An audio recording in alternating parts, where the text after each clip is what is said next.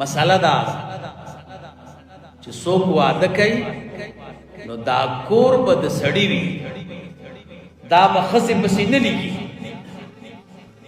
بعضې خلک چې واده کوي وایي کور ورپسې ولیکه. دا کور ښځې پسې لیکل دا د قرآن کریم د دې آیت نه خلاف دی. اسکن کی ضمیر آدم علیہ السلام ته راجع دی. وزوجک الجنہ دا عطف دی په انت باندې. انت خو ذکر راوړی په دې خو پوهېږي چې کله عطف په ضمیر متصل راوړي نو لازم دی تاکید د متصل په ضمیر متصل، ځکه ضمیر مرفوع متصل دا په منزلې د جز د کلمې او عطف په جز نه کېږي، نو انت یې ذکر راوړی.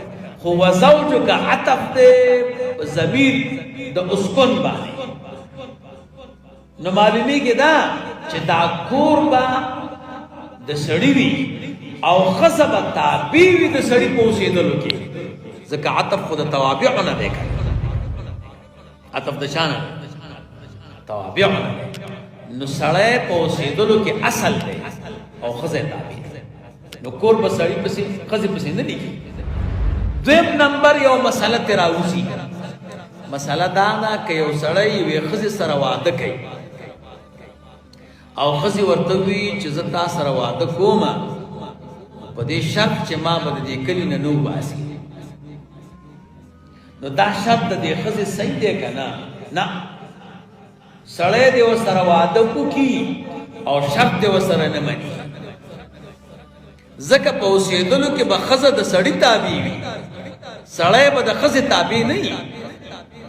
ښځه ورته وایي دې کور کې اوسېږم او دې کې نه، خبره به منې که نه؟ نه، ځکه اوسېدل د سړي کار دی.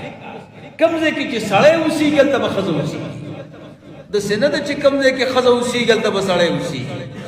اوس خبره به معامله برعکس ده. ښځې به درته کورونه ښایي، دلته اوسېږم او دلته نه اوسېږم، ته به ورته مونږ ترجمه کې وي چې ته به زما منې په اوسېدلو کې، زه به ستا نه منم په اوسېدلو.